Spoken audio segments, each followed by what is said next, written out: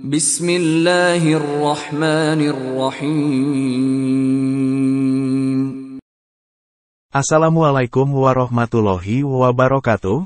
Semoga kita selalu dalam lindungan Allah Subhanahu wa Ta'ala dan semoga Allah memberkahi setiap langkah kita.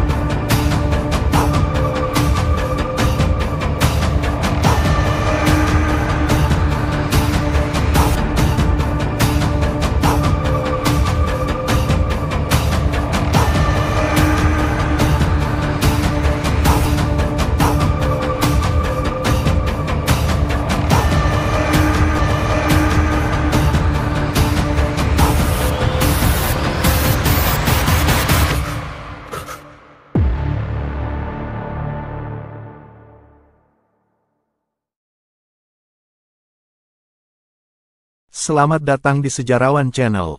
Pada video kali ini, kita akan bersama-sama belajar dari salah satu kisah paling misterius dan menakutkan pada hari akhir. Kisah tentang sebuah makhluk yang disebut Yajuj dan Majuj. Siapkah Anda untuk mengeksplorasi makhluk yang dipercaya akan membawa bencana dan kehancuran besar menjelang hari kiamat? Mari kita mulai perjalanan ini dan temukan fakta-fakta yang mungkin belum Anda ketahui.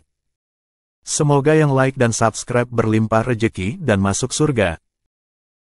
Bayangkan jika ada kelompok makhluk yang begitu menakutkan hingga mampu menenggelamkan dunia dalam kekacauan. Makhluk ini dikenal sebagai Yajuj dan Majuj, dan kemunculannya diyakini sebagai salah satu tanda besar menjelang akhir zaman. Apa yang membuat mereka begitu menakutkan? Dan mengapa mereka dianggap sebagai ancaman yang begitu besar? Salah satu tanda datangnya hari kiamat adalah munculnya sebuah kaum bernama Yajuj dan Majuj. Namun, hingga saat ini, umat Islam belum mendapat gambaran yang pasti mengenai seperti apa sosok Yajuj dan Majuj. Kisah Yajuj dan Majuj sebenarnya sudah ada sejak zaman Nabi dan berkaitan dengan Nabi Zulkarnain. Menurut kisahnya, Nabi Zulkarnain membuat tembok atau benteng besar untuk mengurung Yajuj dan Majuj.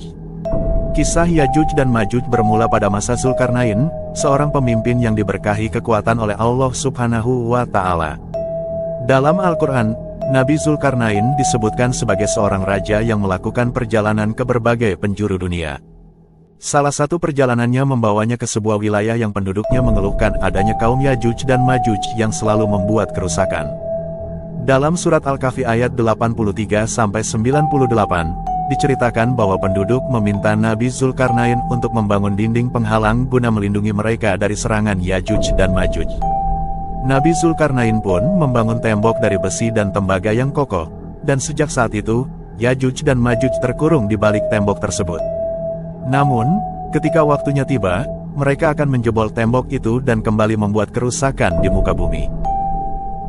Kelak, ketika waktunya tiba, Yajuj dan Majuj akan menjebol tembok itu kemudian membuat kerusakan di muka bumi. Kemunculannya menjadi sebuah pertanda terjadinya kiamat besar. Dalam Al-Quran, kata Yajuj dan Majuj disebutkan dua kali, yaitu pada surat Al-Kahfi ayat 94 dan surat Al-Anbiya ayat 96-97. Adapun bunyi surat Al-Kahfi ayat 94 sebagai berikut.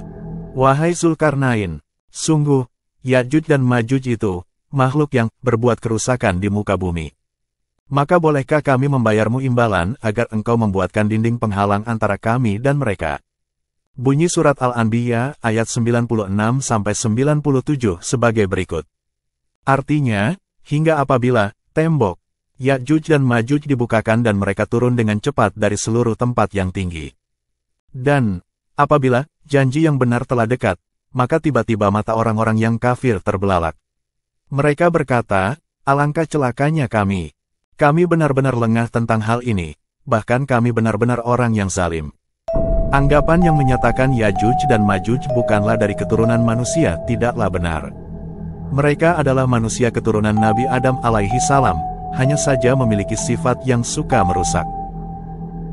Merujuk buku kisah gelap Yajuj Majuj oleh Iqra, Al-Firdaus, landasan yang dijadikan dasar bahwa Yajuj dan Majuj adalah manusia ialah hadis dari Abdullah bin Umar radhiyallahu anhu, yang mengisahkan bahwa Rasulullah Shallallahu Alaihi Wasallam bersabda sebagai berikut. Sesungguhnya Yajuj dan Majuj berasal dari keturunan Adam. Jika mereka diutus kepada manusia, niscaya akan merusak kehidupan mereka, dan tidaklah salah seorang dari mereka mati kecuali meninggalkan 1000 keturunan dari mereka atau lebih.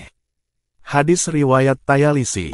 Dalam buku Huru-Hara Hari Kiamat karya Ibnu Katsir, Yajuj dan Majuj adalah dua suku besar yang masih termasuk anak cucu Adam dan berasal dari keturunan Yafits, putra Nuh yang merupakan nenek moyang bangsa Turki.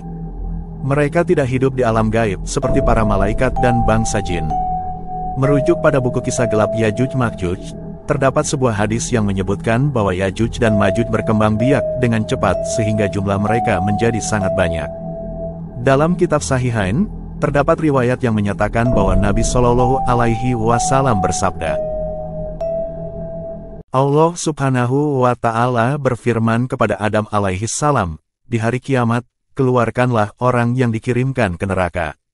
Adam alaihi salam bertanya, berapa orang yang dikirim ke neraka itu?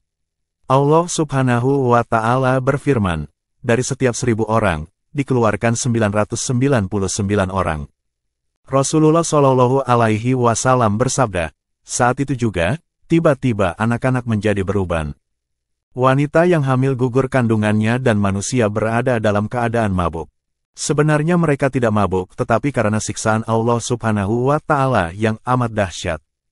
Ucapan Rasulullah Shallallahu Alaihi Wasallam itu ternyata membuat para sahabat pusing. Mereka pun bertanya, ya Rasulullah Shallallahu Alaihi Wasallam, siapa yang dimaksud dengan seorang di antara 1000 itu? Rasul menjawab, bergembiralah kamu karena di antara 1000 itu, kalian satu sedangkan dari Yajuj dan Majuj 1000. Hadis riwayat Bukhari dan Muslim. Meski Yajuj dan Majuj adalah jenis manusia keturunan Adam, akan tetapi mereka memiliki sifat yang berbeda dari manusia pada umumnya. Ciri utama mereka adalah memiliki sikap yang merusak dan jumlah mereka sangat banyak, sehingga ketika mereka turun dari gunung seakan-akan seperti air terjun yang mengalir.